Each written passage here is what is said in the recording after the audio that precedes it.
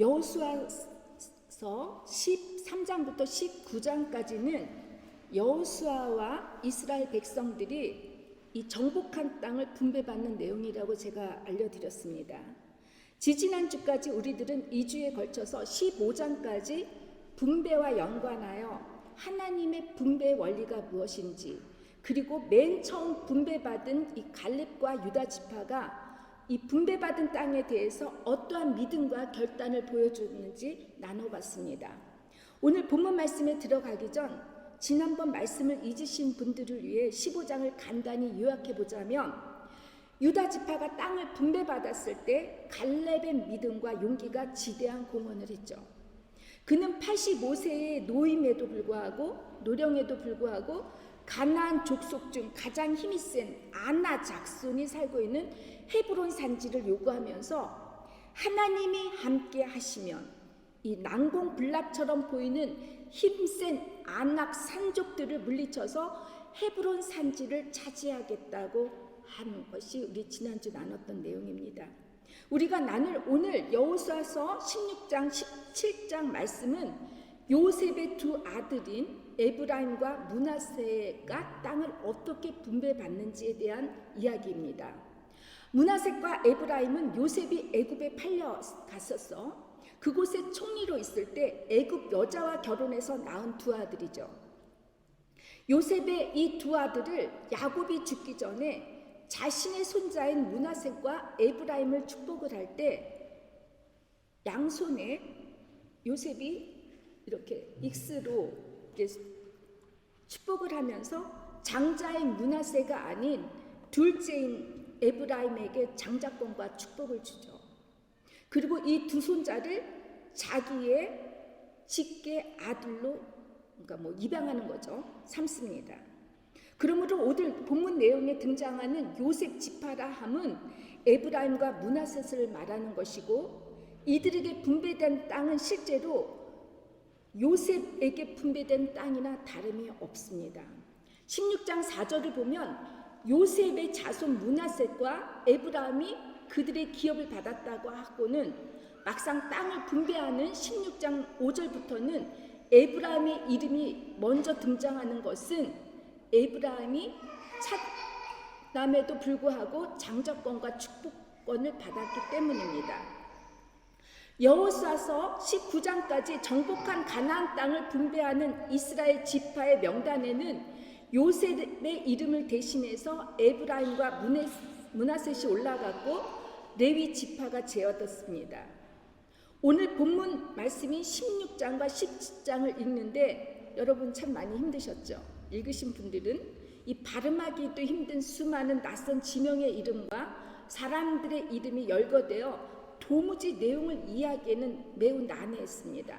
그리고 읽기에는 금방 무엇을 읽었는지 잊어버릴 것 같은데 맞습니까? 웃으시는 분들, 웃지 않으시는 분들은 무슨 말 하는지 모르죠?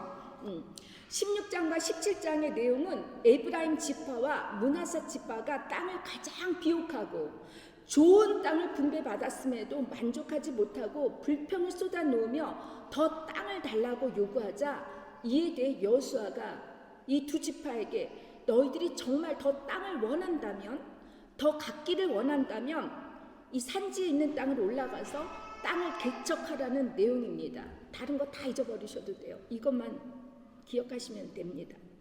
에브라임과 므낫셋 지파들 역시 그렇게 좋은 땅을, 그것도 스스로 제비 뽑아 분배받은 땅을 얻었음에도 유다 지파처럼 가나안 족속들을 진멸하라고 하신 그 말씀에 순종하지 않았다는 것이 이 16장, 17장의 전체 내용입니다.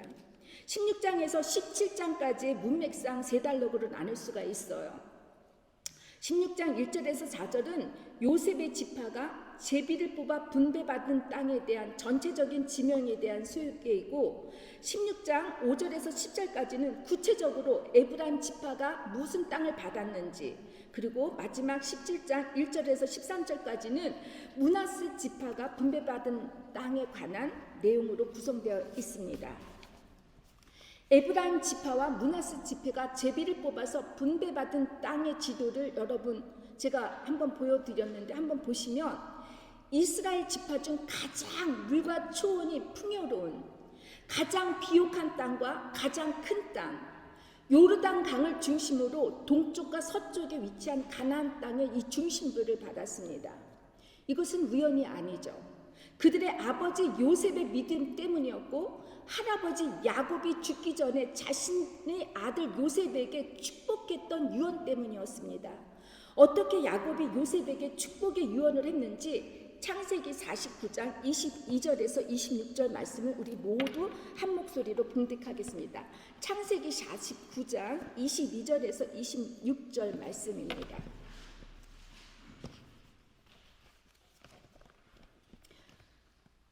우리 다 같이 한 목소리로 창세기 49장 22절을 우리 봉독하겠습니다. 요셉은 무성한 가지 곧 샘곁의 무성한 가지라. 그 가지가 담을 넘었도다. 활 쏘는 자가 그를 학대하며 적개심을 가지고 그를 쏘았으나 요셉의 활은 도리어 굳세며 그의 팔은 힘이 있으니 이는 야곱의 전능자 이스라엘의 반석인 목자의 손을 힘입음이니라. 내 아버지 하나님께로 말미암나니 그가 너를 도우실 게요 전능자로 말미암나니 그가 내게 복을 주실 것이라. 위로 하늘의 복과 아래로 깊은 샘의 복과 젖먹이는 복과 태의 복이로다. 내 아버지의 축복이 내 선조의 축복보다 나아서 영원한 산이 한없음 같이 이 축복이 요셉 머리로 돌아오며 그 형제 중 뛰어난 자의 정수리로 돌아오리로다. 야곱이 죽기 전에 요셉을 위한 축복의 유언은 한마디로 복이죠. 다산, 아이를 많이 낳는 것이고 물질적인 부이고 그리고 영토를 차지하는 것입니다. 요셉에게 한 야곱의 유언이 놀랍게도 그의 손자들에게까지 계속해서 미치고 있다는 것입니다. 우연인지 아닌지 오늘 본문 내용이 어버이 줄과 맞물러서 참 놀랍습니다. 어버이날, 어버이 주일은 자녀들이 그동안 부모님의 수고와 은혜를 잊지 않고 감사하는 마음을 전달하는 날이죠. 이처럼 우연이지만 우연이 아닌 요셉 지파가 받을 축복의 말씀을 어버이 줄과 맞물러서 제가 전하고자 합니다. 여러분은 부모로서 우리 자녀들이 복을 받기를 원하죠. 그렇지 않습니까? 여러분의 자녀들이 그 누구보다도 모든 면에서 으뜸이 되어 성공하여서 잘 살기를 바라지 않는 부모님 없죠. 없죠. 어느 부모님이 나보다 우리 아들, 딸이 더 잘 되기를 잘 되기를 원하지 않는 부모님은 없을 거예요. 그렇죠? 다 나보다 더 잘 되기를 바라죠. 우리 아들이 저보다 성적표를 더 잘 갖고 왔을 때 저 질투하지 않아요. 그렇죠? 어떤 부모님은 자녀의 성공적 삶을 위해서라면 자녀들이 원하는 모든 것을 다 해주고 싶어하고 내가 못 이룬 꿈 우리 아이들을 통해서라도 이뤄보고자 자녀 교육에 매진하시는 분들이 참 많습니다. 내 아들, 딸의 성공을 위하여 요즘은 아이들의 눈치를 보시는 부모님이 점점 늘어나고 있다는 거예요. 지난주에 제가 우스갯소리로 요즘 우리 아이들로부터 부모님들이 갑질을 당한다고 했는데 혹시 이 자리에 계신 여러분들 중에 여러분들의 자녀들로부터 눈치를 보거나 갑질 당하시는 분이 계십니까? 눈치 봅니까? 안 보면 참 다행이죠. 자녀들만큼 부모님의 연약함을 알고 있는 사람이 없습니다. 부모의 장단점을 너무 잘 알아요. 특히 부모의 약점, 부모의 연약한 점은 귀신처럼 잘 압니다. 우리 아이들이 자신들의 성공이 부모의 욕심이라는 것을 알아채리는 순간부터 이 부모들을 쩔쩔매게 하죠. 유치원을 안 가겠다느니, 학교가 마음에 안 든다느니, 숙제하기가 싫다느니 난리를 피죠. 요즘은 부모가 자식의 눈치를 살펴야 하는 시대인 것 같아요. 물론 아이들을 배려할 수 있어야 하고 아이들의 감정이나 원하는 것들이 무엇인지 잘 살펴야 하는 것은 당연해요.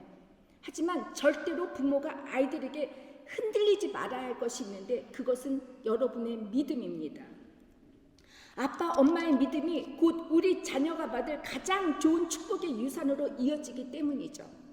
세상의 모든 부모는 자녀들이 성공해서 잘 되기 위해 모든 노력을 다해야 하는 것이 사랑이라고 그리고 의무라고 생각합니다. 그래서 몸이 부서져라 열심히 돈도 벌고 자녀를 위한 것이라면 모든 것을 아끼지 않고 최선을 다해서 해주려고 합니다. 그러나 신앙생활, 믿음은 정반대로 하죠. 세상적 능력과 성공이 제일 우선이기에 교회 가는 아이보다 열심히 공부하는 아이가 예뻐 보이지 않습니까? 공부가 뭔지 그냥 자나깨나 만나는 사람들마다 우리나라 사람들은 아이들에게 열심히 공부하라고 합니다. 놀라고 하는 사람은 없어요. 그런데 우리 아이들에게 정작 기도하라, 함께 성경책을 읽고 신앙에 관해 아이들과 함께 대화를 나누는 부모님들이 얼마나 많습니까? 아이들을 위해 비싼 고액의 과외를 시키면서도 성경 공부를 가외시킨다는 부모님 저는 한 번도 들어보지도 못했고 보지도 못했습니다. 부모님들은 신앙생활을 개떡같이 하면서 자녀들은 찰떡같이 좋은 대학에 붙고 유명한 기업에 취직하고 돈 잘 벌어 시집 장가 잘 가서 잘 살기를 원한다고 해보세요. 2001년에 로리 베리 존슨이 쓴 책 최고의 경영자 예수라는 책을 보면은 그 책에서 그 로리 베리 존슨이 이렇게 얘기하죠. 억만금의 재산보다는 한 줄의 예언을 물려주라는 말을 합니다. 우리 자녀에게 값비싼 물건이나 유산을 남겨려 하지 말고 마음껏 평생에 지워지지 않을 빛나는 예언을 우리 자녀에게 남기는 것이 자녀가 받을 가장 커다란 축복이라는 것입니다. 여러분, 자녀에게 무심코 내뱉은 그 부모의 말 한마디가 자녀의 일생을 결정합니다. 제가 목사께 상담을 할 때마다 느끼는 건데 독일교회 분들이 대부분이죠. 근데 이 부모의 말 한마디 때문에 평생 상처가 되어서 이 어두운 그늘에서 고통을 받고 있는 분들이 얼마나 많은지 모릅니다. 여러분 상상을 해보세요. 지금 여러분의 아이들이 나의 말 한마디로 인해서 앞으로 20년, 30년 뒤에 아니면 평생까지 그 말 한마디가 상처가 되어 아이들이 고통을 받는다고 생각해 보세요. 여러분, 우리 아이들의 마음에 위로와 힘이 되어 늘 어디를 가든지 언제든지 부모의 그 말 귀에 맴돌 수 있는, 그래서 우리 아이들의 꿈을 빛나게 펼칠 수 있는 그런 말들을 여러분 하시기를 주님의 이름으로 부탁을 드립니다. 저는 우리 아들에게 하는 말이 있어요. 아마 우리 아들에게 누군가가 인터뷰에서 너의 어머니가 무슨 말을 했는지 말한다면 우리 아들은 즉각 나올 거예요. 그런 말을 여러분 아이들에게 늘 전해주시기를 주님의 이름으로 부탁드립니다. 이를 위해 여러분이 어렸을 적에 부모로부터 정말 듣고 싶었던 말이 무엇이었는지, 그리고 우리 자녀가 여러분으로부터 듣고 싶은 말은 무엇일까 한번 자녀들과 대화를 나눠보셨으면 합니다. 여러분이 여러분의 부모로부터 듣고 싶었던 그 말이 아마도 우리 아이들이 듣고 싶었던 말이 아닐까 싶어요. 우리가 눈물로 뿌린 믿음의 신앙의 씨앗들이 이 다음 우리 자녀가 축복으로 결실을 맺을 것을 마음에 새기고, 다른 사람이 아닌 우리 자녀들, 내 가족이 존경하고 인정할 수 있는 신앙생활을 잘 해주시기를 주님의 이름으로 부탁을 드립니다. 믿습니까? 믿음의 금수저였던 아버지 요셉의 믿음 때문에 에브라임과 므낫셋의 삶이 형통할 수 있었습니다. 그들이 제비 뽑은 땅은 유다보다도 압도적으로 커다란 땅이었고, 그리고 가나안 중심부를 다 차지할 만한 땅을 받았음에도 정당하지 못하다고 여호수아에게 불만을 토로하죠. 그들이 어떻게 불만을 토로했는지, 그리고 여호수아가 어떻게 반응을 보였는지 이제 우리 모두가 17장 14절을 읽어보겠습니다. 어떻게 그들이 여호수아에게 토로했는지 우리 한번 큰 소리로 17장 14절입니다. 요셉 자손이 여호수아에게 말하여 이르되 여호와께서 지금까지 내게 복을 주심으로 내가 큰 민족이 되었거늘 당신이 나의 기업을 위하여 한 제비 한 분깃으로만 내게 주심은 어찌함이니까. 한마디로 이들은 자신들이 유다 민족보다 더 큰 민족인데 왜 땅을 한 지파가 받을 만큼 적게 줬냐라는 것이죠. 16장에서 분명히 에브라임 지파에게도 땅이 따로 분배되었음에도 이들은 한 분깃만 받았다라고 만족을 못하는 것입니다. 받은 것보다 받지 못한 것이 억울하다고 하는 거예요. 도대체 에브라임과 므낫세 지파가 이렇게 좋은 축복을 받았음에도 불평과 불만을 하는 이유가 뭘까요? 첫 번째 이유는 자기 공로의식에 빠져 있기 때문입니다. 에브라임과 므낫셋의 머릿속에는 자신의 아버지 요셉 덕분에 이스라엘의 다른 지파가 덕을 쌓았다고, 그리고 이들의 머릿속, 아주 뿌리 깊게 이들의 머릿속에는 자신들의 집안 덕분에 다시 가나안 땅으로 돌아갈 수 있게 되었다는 그런 생각을 갖고 있었던 것 같습니다.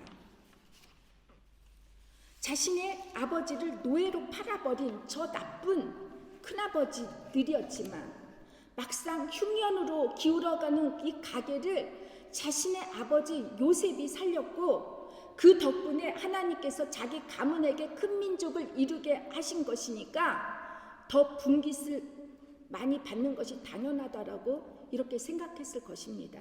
여러분, 일반적으로 많이 배운 사람일수록, 많은 것을 소유한 사람일수록, 그리고 믿음이 좋다고 신앙생활을 열심히 하고 교회를 봉사를 많이 하는 사람일수록 공로의식에 빠져있는 사람들이 많이 있습니다.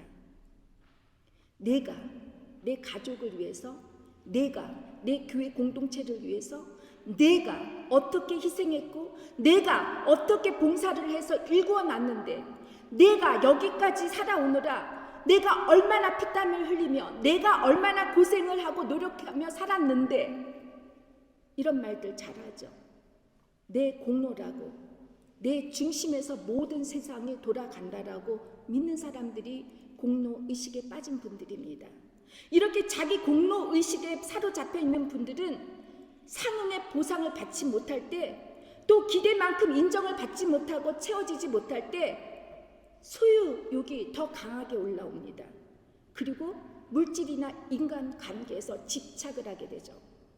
그뿐입니까? 늘 채워지지 않는 욕심 때문에 마음이 불안하고 우울하니까 이 달팽이처럼 자신의 세계에 갇혀서 자기보다 더 작은 이 달팽이 집보다 더 많은 것들을 채우려고 이런 커다란 욕구를 갖고 있습니다. 그렇다면 여러분, 지나온 시간 여러분의 삶을 한번 돌이켜보십시오. 진심으로 여러분의 힘과 노력으로 다 이루었다고 생각하십니까? 아니면 하나님께서 나에게 이것저것을 맡겨주셨기 때문에 하나님께서 다 하셨노라고 이렇게 고백하실 수 있습니까?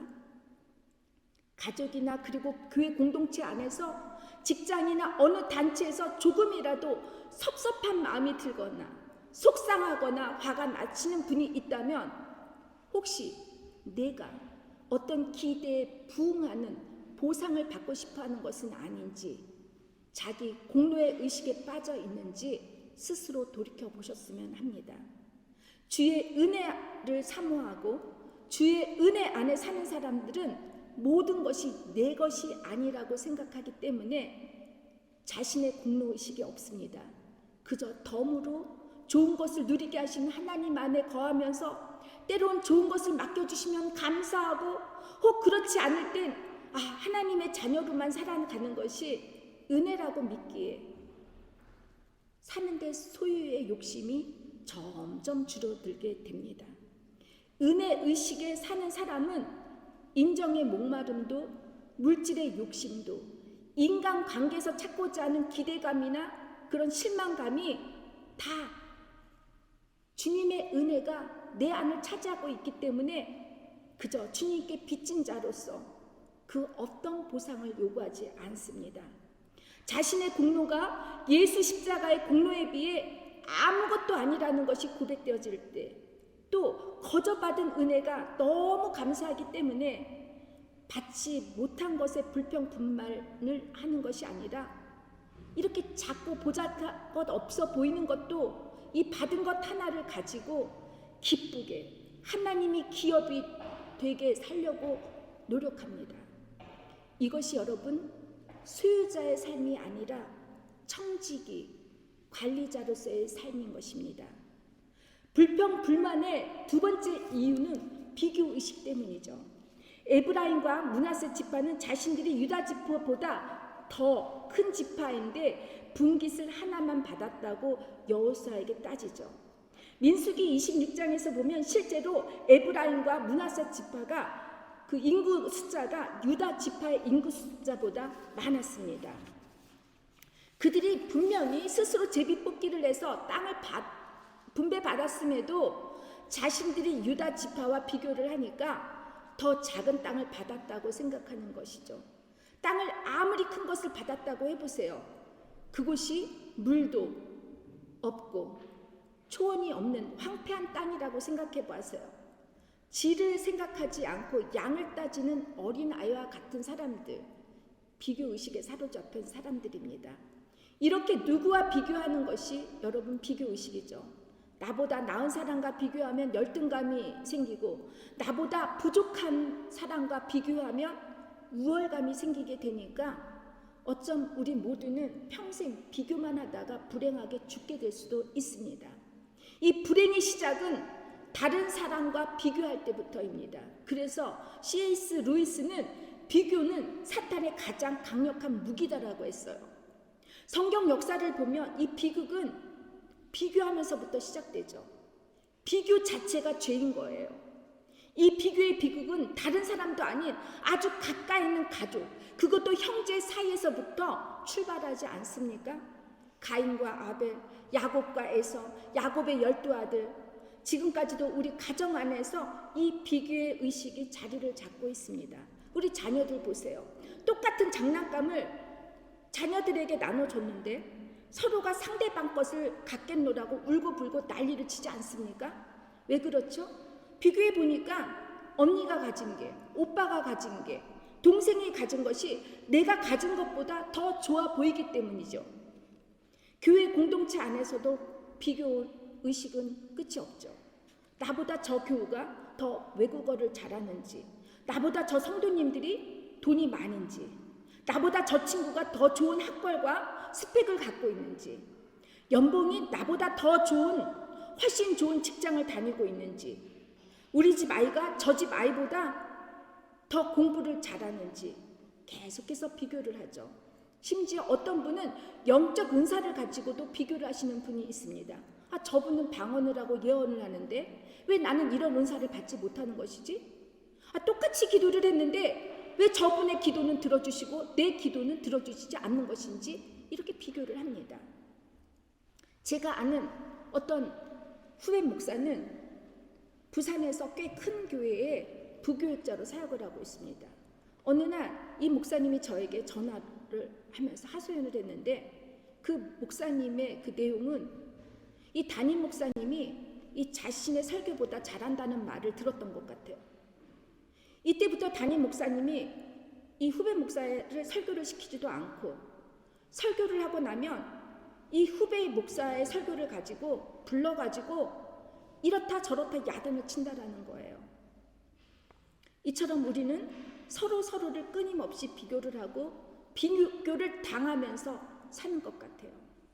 그러나 여러분, 제가 이 나이가 되다 보니까 인생이 별거가 없어요.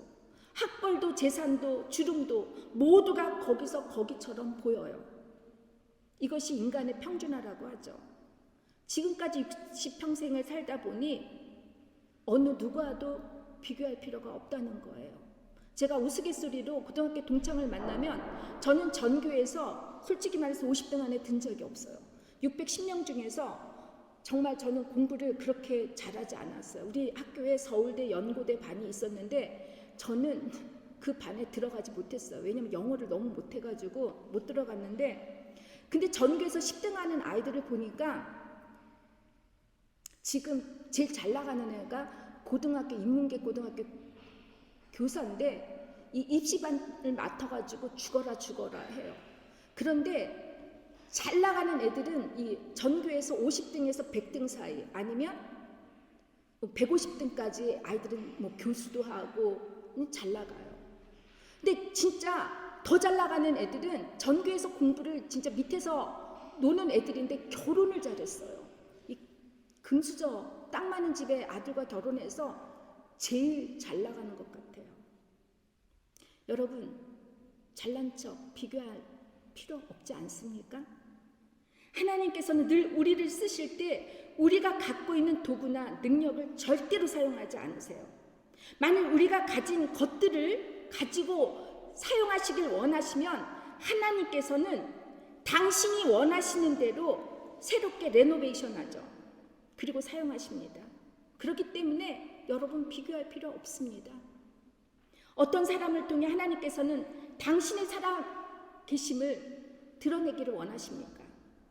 여러분, 하나님은 분명히 주님을 사랑하고 날마다 주님과 친밀한 관계를 가진 그런 사람을 사용하지 않겠습니까? 대화를 매일같이 나눠야지 이 아들에게 딸에게 알려주지 않습니까? 예, 너는 오늘 이거 잘못됐어. 너는 이거 잘못했어. 그런데 대화를 나누지 않고 친밀한 사람을 하나님 쓰시기에는 하나님도 얼마나 힘들겠습니까? 그렇죠? 우리만 힘든 게 아니죠. 하나님도 힘드실 겁니다. 하나님께서는 우리를 창조하실 때 서로 다른 모습으로 창조하셨습니다. 우리의 다름을 인정하는 것이 하나님의 창조 질서에 순응하는 것이고 비교를 하지 않는 것이죠. 다름의 질과 양, 옳고 그르고 더 좋고 나쁘고 이런 판단의 기준이, 이런 판단의 잣대가 필요가 없어져야 합니다. 세례 요한이 예수님을 보자 어떻게 말했죠? 그는 흥해야 하겠고 나는 쇠하여라 라고 고백한 것처럼 여러분, 주님만을 드러내는 우리의 삶이 될 때 비교의식에서 나타나는 열등감이나 우월감이 사라질 수 있습니다. 요셉 지파가 땅을 적게 받았노라고 불만을 호소하자 여호수아가 이제 어떻게 반응을 하는지 17장 15절을 우리 함께 읽어보겠습니다.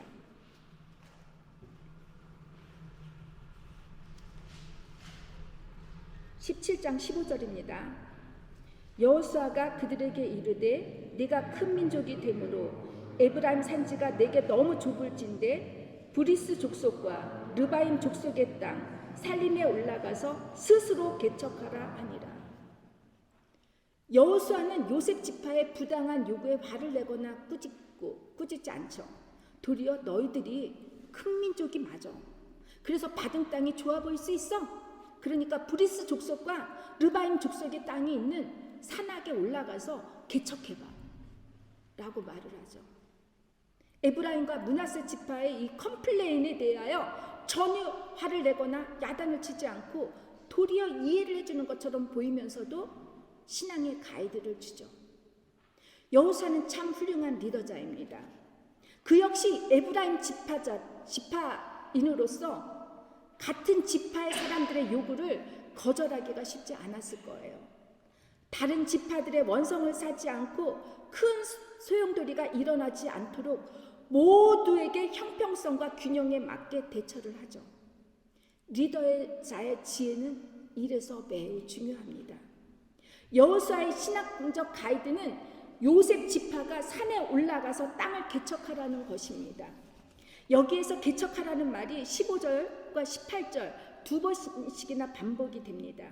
이 개척하라는 말을 히브리어로 보니까 베레트, 나무를 잘라서 황무지를 개간하여 옥토를 만들라는 의미가 담겨 있어요.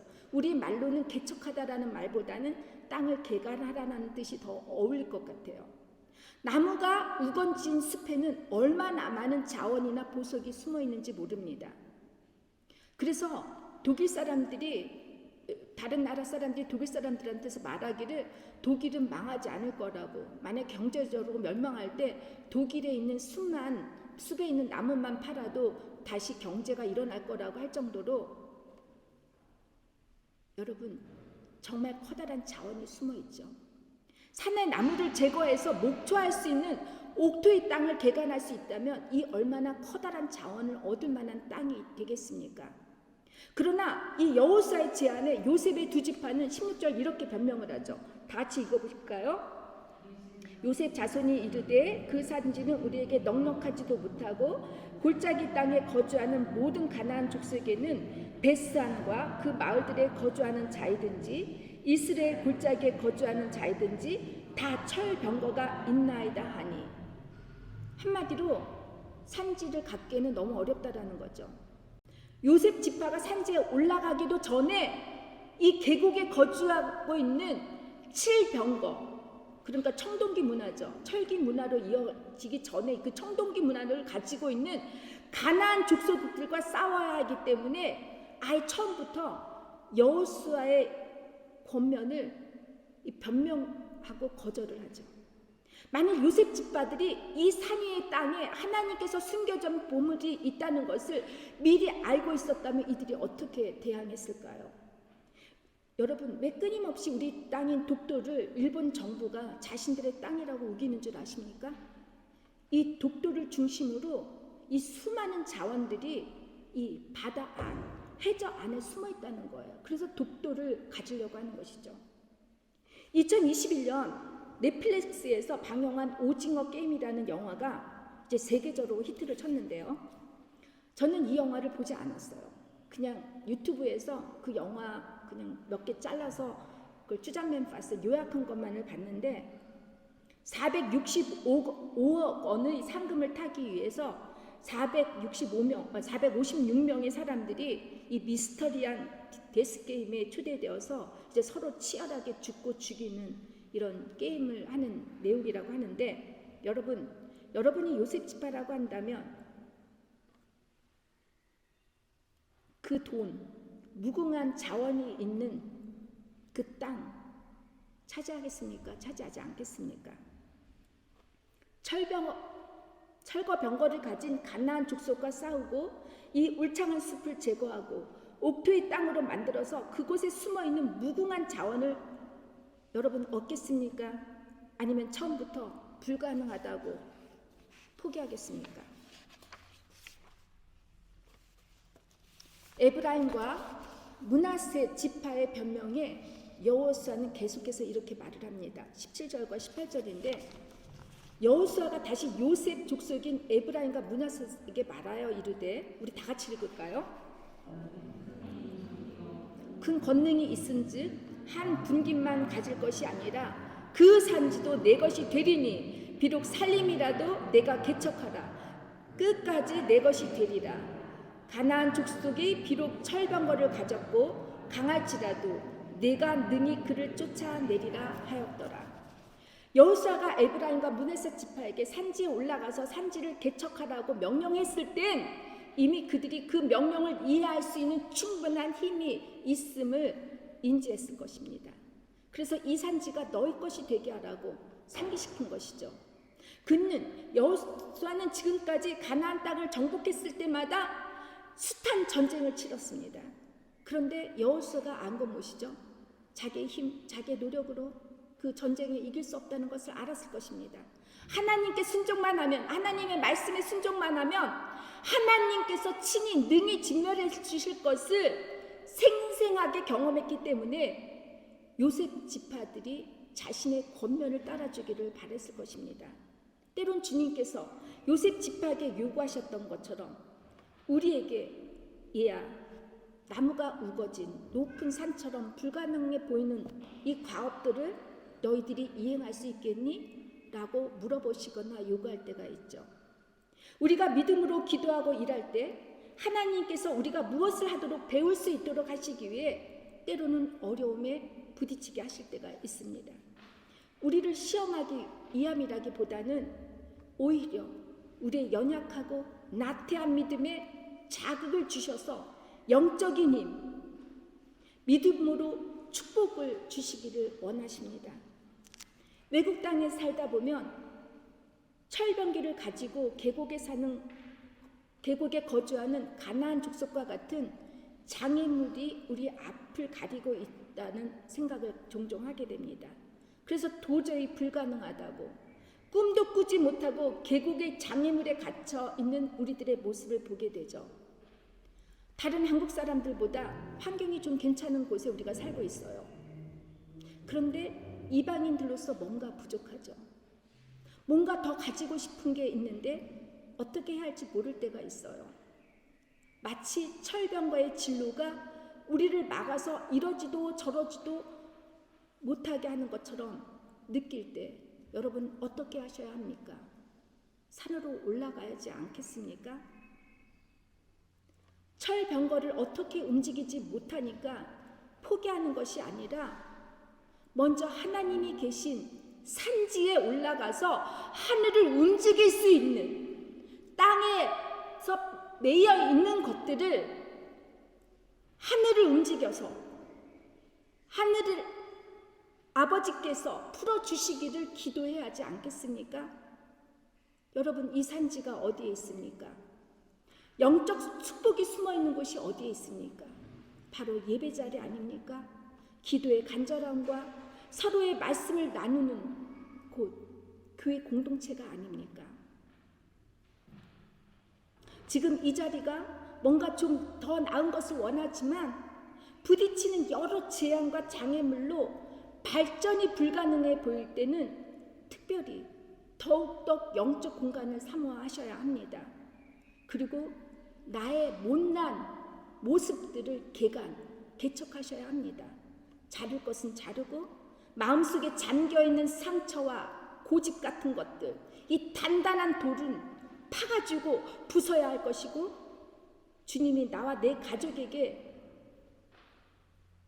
모시려고 할 때, 내가 주님을 모시려고 할 때 이 죄에 더럽혀졌고 얽혀있는, 그리고 설켜있는 문제들을, 거칠은 이 마음들을 옥토가 되게 평탄케 만드는 것이 여러분 신앙생활의 개간인 것입니다.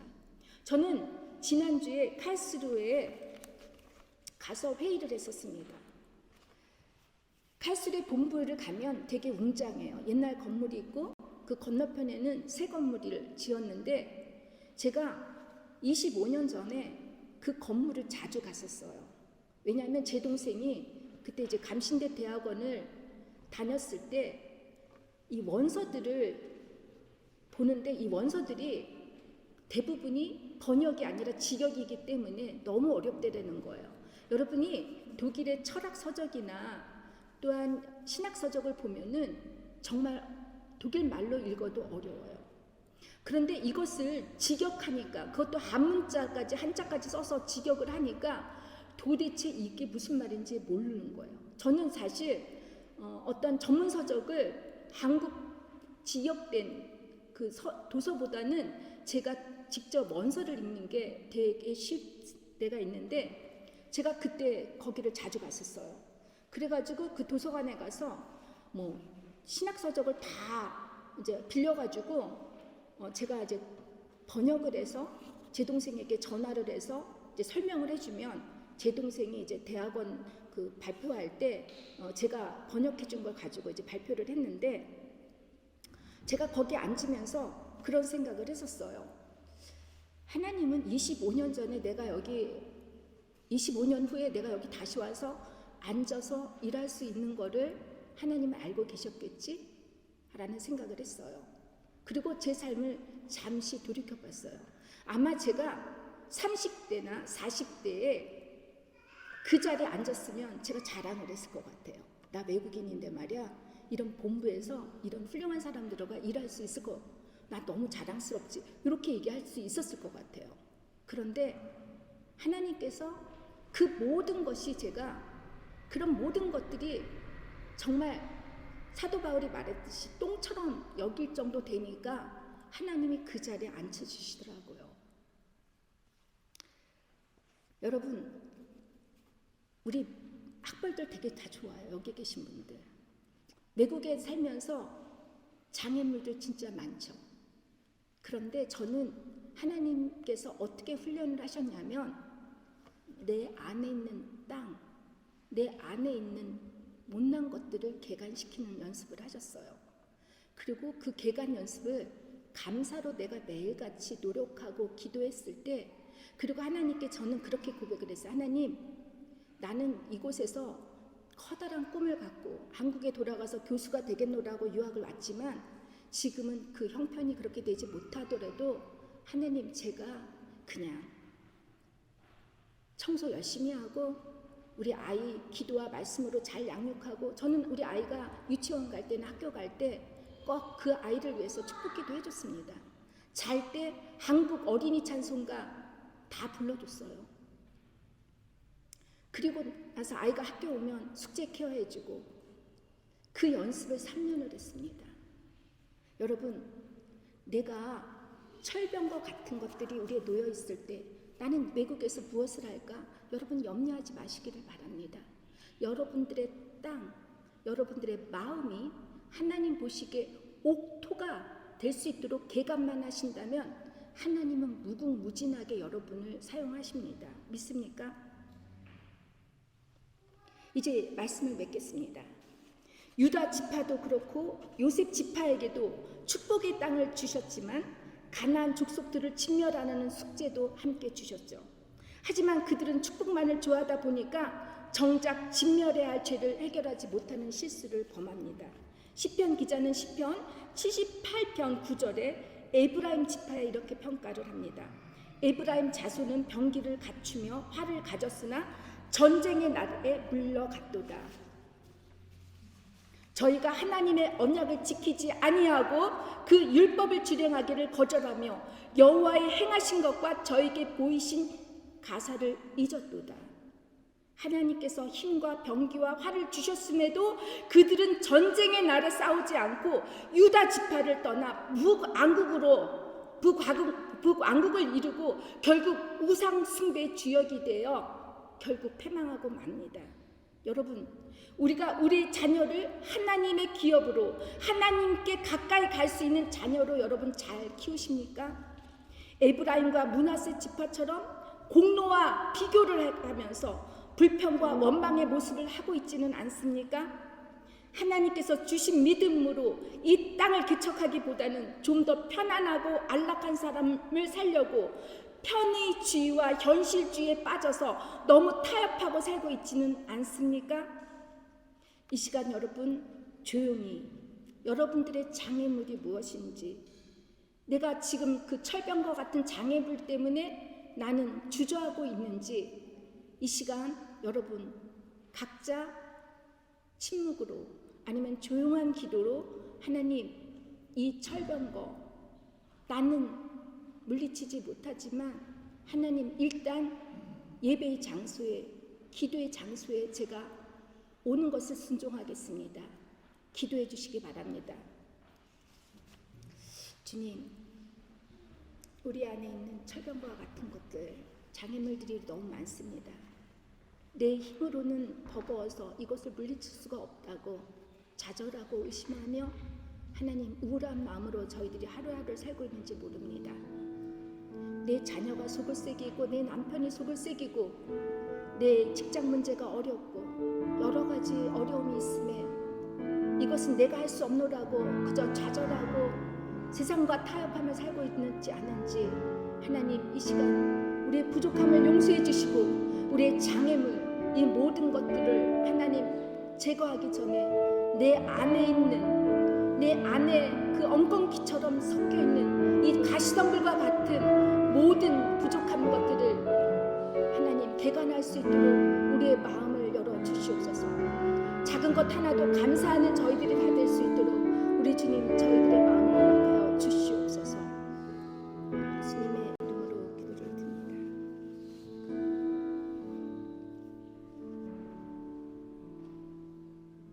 사랑의 주님, 당장 눈앞에 보이는 현실에 급급하다 보니까 주님께서 주신 큰 그림을 보지 못하고 철거병의 장애물에 두려워했던 저희들의 부족한 믿음을 이 시간 용서하여 주옵소서.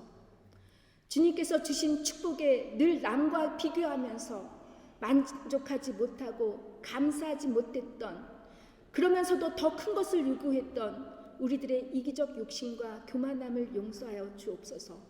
이 시간 우리의 마음을 치며 나의 부족함, 나의 가시덩굴과 같이 쌓여있는 내 안에 있는 그 기억하지 못한 황폐한 마음을 개간할 수 있는 그 믿음을 저희들에게 심어 주시옵소서.